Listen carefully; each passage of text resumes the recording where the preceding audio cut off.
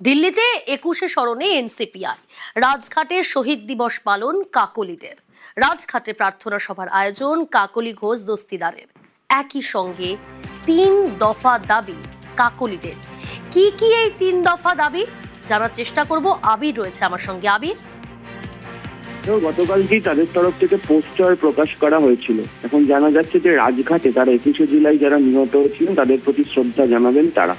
এর সঙ্গে 3টে দাবি তারা উত্থাপন করছেন। প্রথমত হচ্ছে 1993 সালের 21শে জুলাইয়ের ঘটনা তদন্তে গঠিত বিচার বিভাগীয় কমিশনের রিপোর্ট অবিলম্বে প্রকাশ করতে হবে।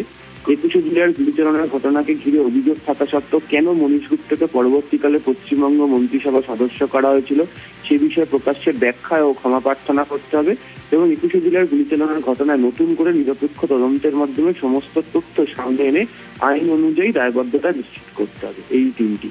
এবং তুমি জানো এর আগে কাকলি ঘোষ দস্তিদারের তরফ থেকে রাজ্যের মুখ্যমন্ত্রী শুভেন্দু অধিকারীকে একটা 3 পাতার চিঠি পাঠানো হয়েছিল। সেখানেও এই প্রসঙ্গগুলিকে তারা উল্লেখ করেছিলেন। এবার 21শে জুলাই উপলক্ষে তারা রাজঘাটে যে প্রার্থনা সভা করতে চলেছেন সেখানেও এই প্রসঙ্গগুলো নিয়ে তারা সরব হচ্ছেন। ওকে।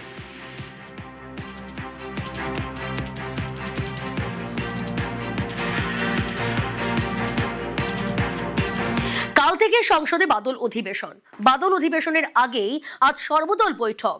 শরিকদের পাশাপাশি বৈঠকে বিরোধীদেরও গুরুত্ব। নারী সংরক্ষণ সংশোধনী, ডিলিমিটেশন বিল পাশের চেষ্টা সরকারের নজরে, উচ্চশিক্ষা বিল।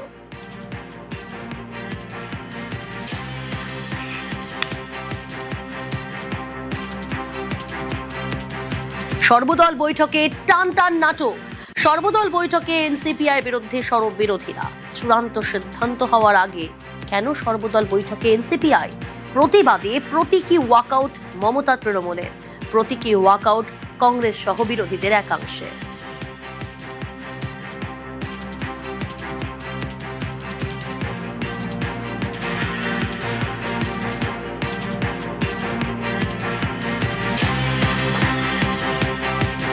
সমস্ত অপোজিশন পার্টি আমরা আজকে ওয়াকআউট করেছি মিটিং থেকে।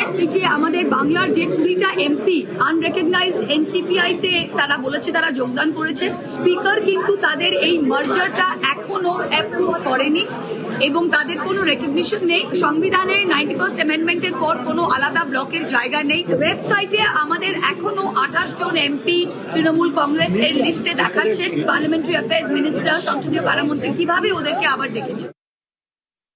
আমি প্রথম দেখলাম যে একটা অল পার্টি লিডার্স মিটিং থেকে একটা ওয়াকআউট হয়, তো আমি ভাবছিলাম যে পার্মানেন্টলি বেরিয়ে গেল, কিন্তু পরে দেখলাম 1.5 মিনিটের মাথাতেই আবার ঢুকে পড়লো। অপোজিশন যা বলছে সেগুলো গুরুত্ব দিয়ে দেখা উচিত, তারা কোঅপারেট করুক।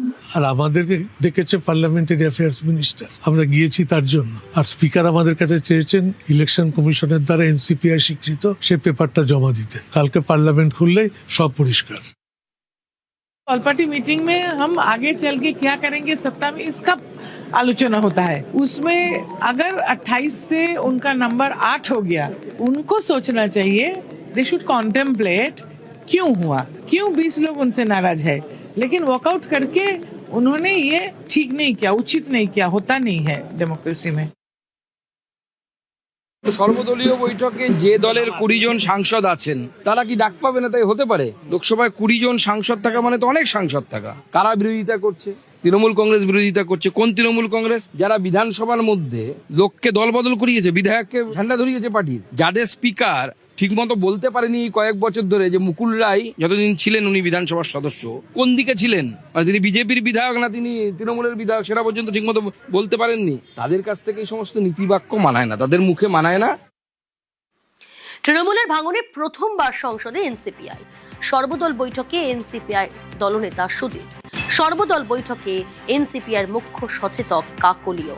তৃণমূল ছেড়ে এনসিপিআইতে সুদীপ কাকলিরা। দেশের রাজনীতিতে হঠাৎ ফোকাসে এনসিপিআই।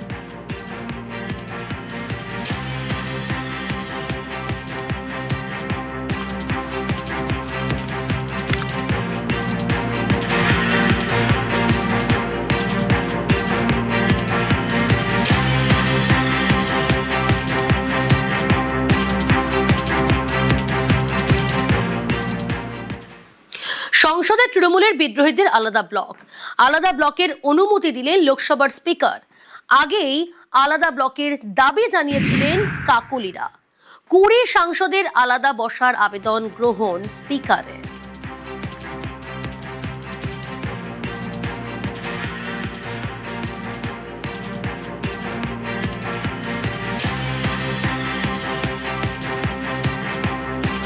Out of 20 MPs, we have 3 Muslim MPs. That is within NDA. It is the first time Muslim MPs are going to be included. We have 8 female MPs, more than 1/3.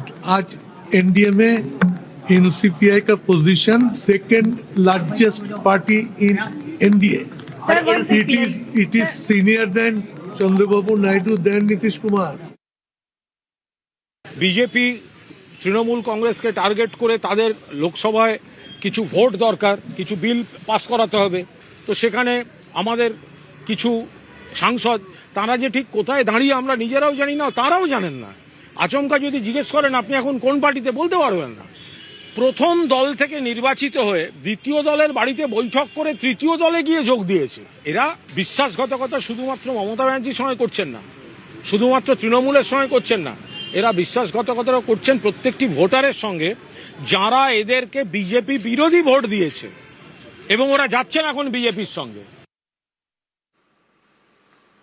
Office ভাঙার দিনই বেসুরোদের নিশানা অভিষেকের। বাঁচতে ডিল করেছে নবতৃণমূল, তোপ অভিষেক বন্দ্যোপাধ্যায়, পাল্টা খোঁচা শতাব্দী রায়েরও। তাদের সমস্যা রয়েছে, তারা যদি বলে যে দলের এই পারফরমেন্সের জন্য বা পরাজয়ের জন্য অভিষেক বন্দ্যোপাধ্যায় দায়ী হয়, তাহলে 24-এ যে তৃণমূল কংগ্রেস 29টা আসন পেয়েছে তার কৃতিত্বও আমার। যদি ডিসক্রেডিট আমার হয়, হারে, তাহলে জেতার সময় ক্রেডিটও আমার। আর যাদের আমাকে নিয়ে সমস্যা তাদেরকে অনুরোধ করব যে মানুষ বোকা নয়। আজকে 18 তারিখ, আপনি 19 তারিখ আসুন, 20 তারিখ আসুন, 21 তারিখ আসুন, যবে আসার আসুন, আজকে চলে আসুন। আপনারা ফিরে আসুন, আমি 1 ঘন্টার মধ্যে ইস্তফা দিয়ে দিচ্ছি। কেউ আসবে না। ডিল হচ্ছে ওদিকে যাও, অভিষেক ব্যানার্জিকে গালাগালি দাও, তোমাকে বেঁচে থাক, তোমাকে বাঁচিয়ে রাখবো, ইডিও ধরবে না, সিবিআইও ধরবে না। 4 তারিখের রেজাল্টের পর 5 তারিখ করলে ভালো হতো, উচিত ছিল 5 তারিখে করালে, তাহলে অন্তত মমতা ব্যানার্জির পলিটিক্যাল ক্যারিয়ারে এরকম অবস্থা হতো না। দেখো, হার জিত তো আছে, যে কোনো দলই হারতে পারে, জিততে পারে, কিন্তু বাদবাকি দল যে টুকরো টুকরো টুকরো টুকরো হয়ে গেল, দিদির মতো একটা নেত্রীর দল, সেটা খুব দুঃখজনক। কিন্তু এই ডিসিশনটা আমার মনে হয় অভিষেকের 5 তারিখে নিলে ভালো হতো, সেটা এতদিন অনেক লেটে নিল। দিল্লির রাজনীতিতে হাওয়া বদল। মমতা বন্দ্যোপাধ্যায়, সুদীপ দা এখন মোদী শিবিরে। গতকাল মোদীর সঙ্গে বৈঠক করেন এনসিপিআই যোগ দেওয়া সুদীপ বন্দ্যোপাধ্যায়।